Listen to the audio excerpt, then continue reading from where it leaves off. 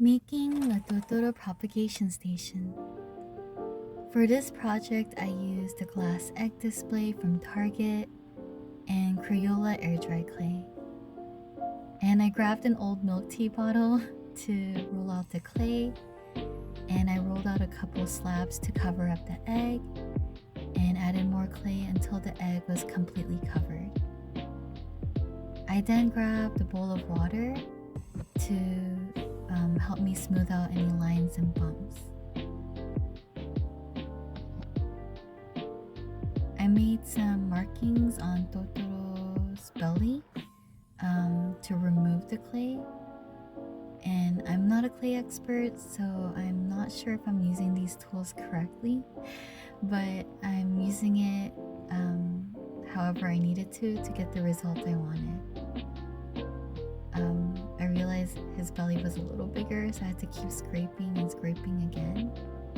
And then I grabbed water to smooth out the edges and to wash away the belly. I realized after looking at my reference guide, Totoro's head's a little bigger, so I added more clay and used water to smooth it all out and to create the shape I wanted. When I finally got the shape I wanted, I started working on his ears, and to give him more support, I grabbed some toothpicks. And it was also an easy way for me to stick it on top of his head.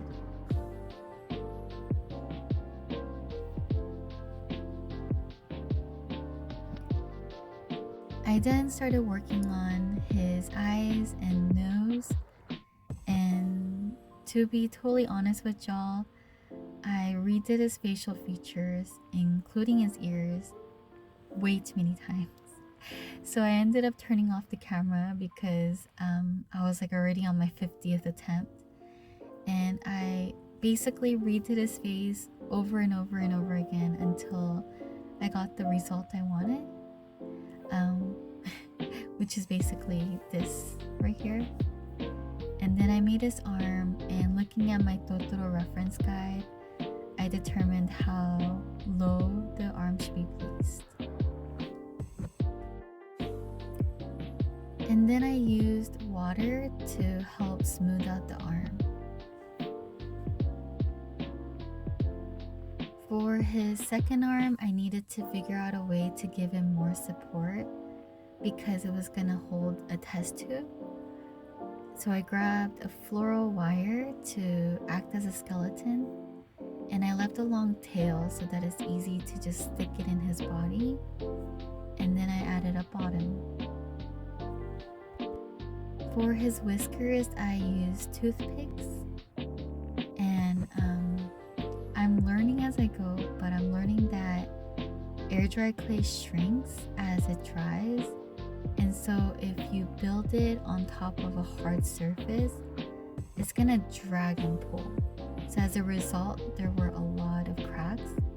So I made this slip, which is basically clay and water, to cover up the cracks that I saw on his body. Even though I covered up a lot of his cracks and you can't really see his cracks anymore, if you look carefully under the glass, Totoro's still very much cracked, just not superficially. And then after a day, I started painting Totoro in light gray, and this was honestly so satisfying. And then I grabbed a darker gray and used a toothpick to splatter all over Totoro to kind of give it that natural stone look. I then started painting Totoro's face, and I ended up redoing his eyes way too many times because I'm a perfectionist.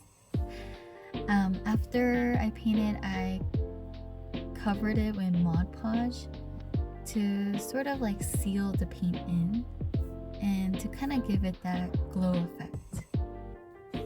I then started to paint his belly a dark blue color for like a nighttime effect, but I felt like it was too dark, so I switched it to sky blue to give it that daytime effect, and then I added white felt clouds and hot glued it in so it looks like a beautiful cloudy sky.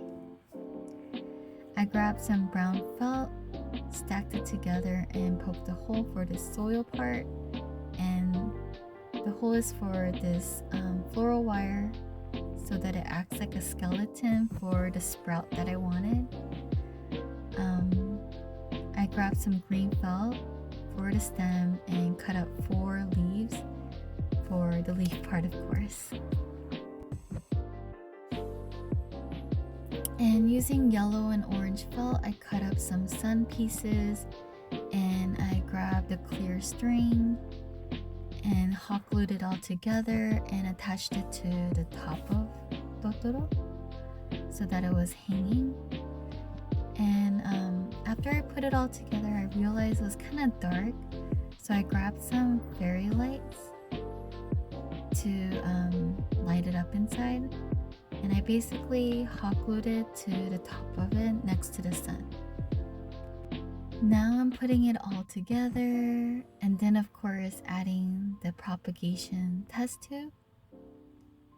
And yeah, so that is basically how I randomly made this Totoro propagation station that also doubles as a night light.